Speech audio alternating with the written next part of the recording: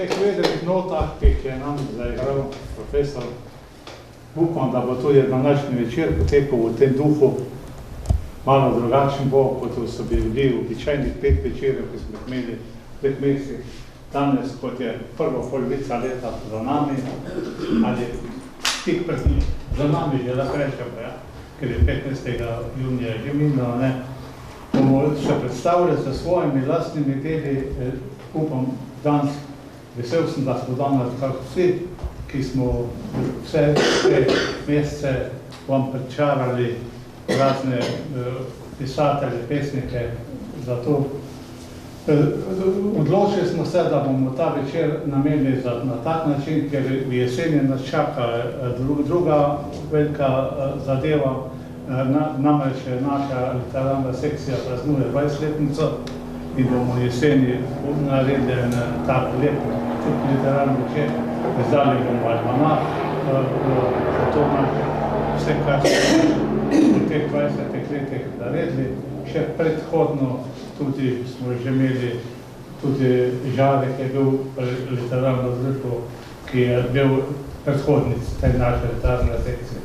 Da pa bomo malo popestrili ta današnji večer, da ne bomo kar tako po vrsti, sem se odločil, ker smo zadnjič bili na Banovi domačiji v Artičah, pa so nas tamle presenetili s tem, da so izžrebali vrstni red nastopajoči, bomo danes na tak način naredili, da bomo se malo pomešala, da bomo tako šli, da bomo videli, kako da bo kjer prišla vrsto za to.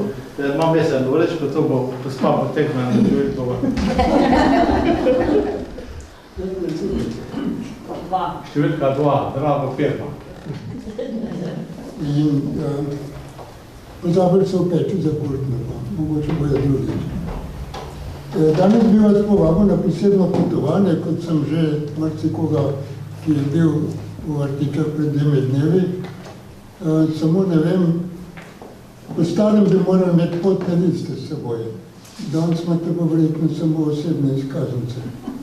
No, ampak bi tudi šlo. Pravi, da do Londona prideš celo za osebno izkaznico, sam plačati moraš vmes.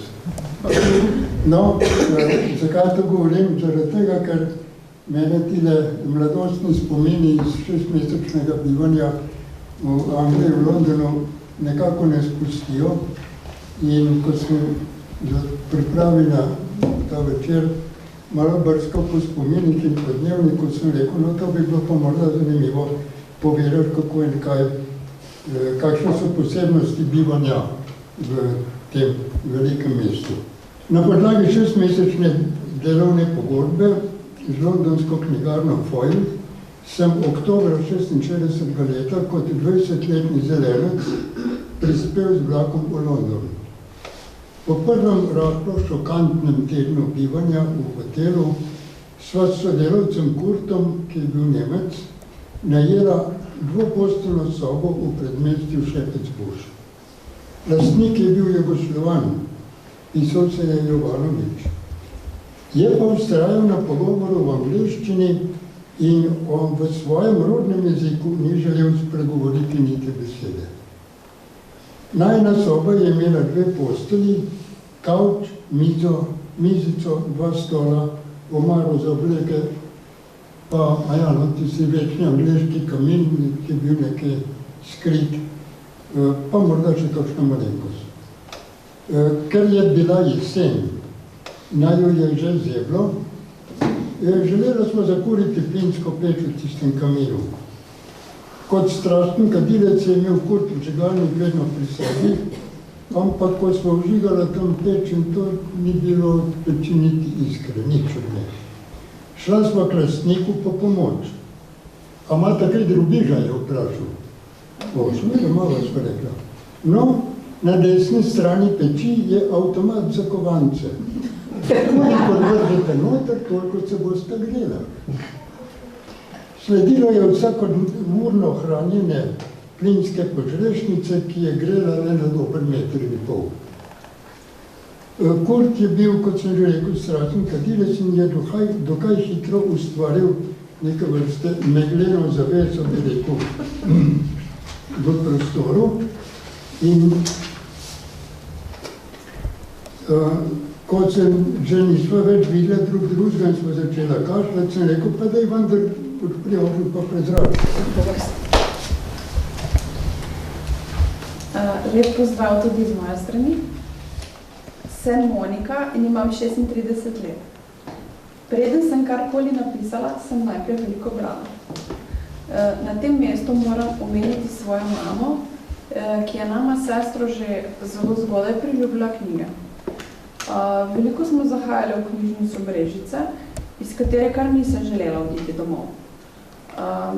Trenutno je tako, da tudi svojega starejšega sina veliko lažje spravim v knjižnico, kakor iz njih. Do sedaj imam objavljeni 2 otroški slikanici. Mojih 5 radijskih iger, ena v soavtorstvu, pa so bile predvajane na Radio Trst, posnete pri radijskem odru Trst. Moje zgodbe in pravljice so bile objavljene v reviji Verjek, Sodobnost in spletnem časopisu Spletni čas. Najbolj ponosna sem na nominaciji za najboljšo kratko zgodbo pri Sodobnosti zadnje 2 leti. Prebrala bom eno svojo zgodbo. Naslov je Mortadela. Je pa bolj znanstveno, fantastično. Tistega dne, ko je Galeb spregovoril, Jure ni pil alkohola, niti kadil ničesa, kar bi moral skrivati pred policijo. Potegnil je iz žepa svoj enaki strajk in se zastrmil v mršavega ptiča.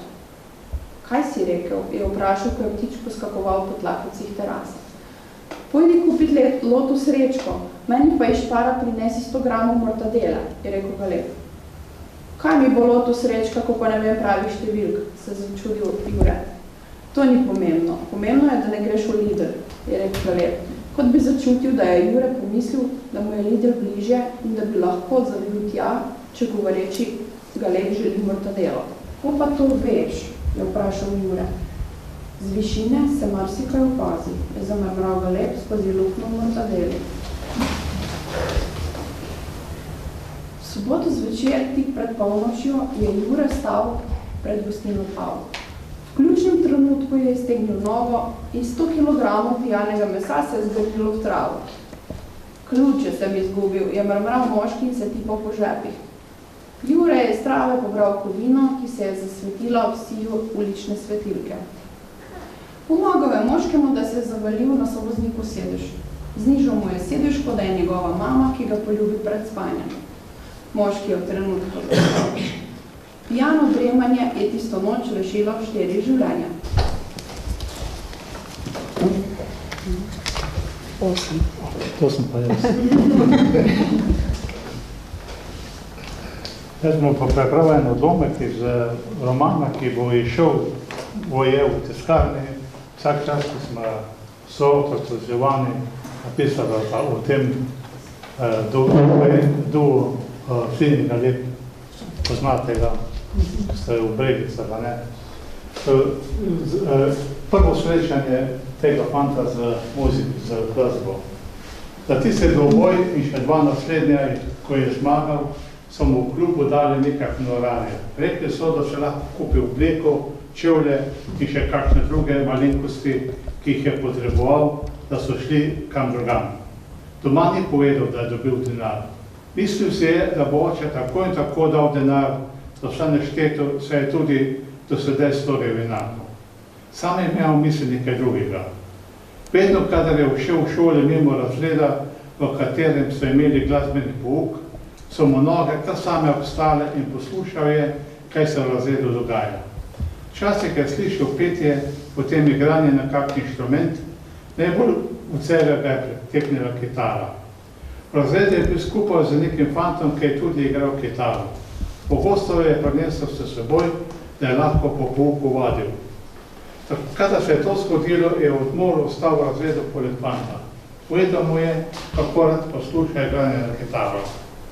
Fant mu je z veseljem pokazal osnovne prijeme, kako zveni ena in kako druga struna, kako se zvok spreminja, kadar pritisneš s prstom na njo. To sta potem večkrat ponavljala. Tako kratki so bili taki odmori. Ko je odpadla ena šolska ura, ker je tvošica imela majhen nujen opravek, sta uro, ko so čakali na naslednje, izkoristile tako, da je fant dal v roke kitaro in mu je rekel, ne preizkusi, kako poje. In je. Miha, tako je bilo fanto ime, je kar zmajal za glavo in se čutil, pa ti si naravn talent. Zapomnil si vse, kar sem ti pokazal, in jaz sem za to potreboval 3 mesece. Saši se je to zelo težko. Saši se to ni zelo težko. Vsak ton, ki ga je vabil iz kitare, se je zapomnil, kako do njega pride.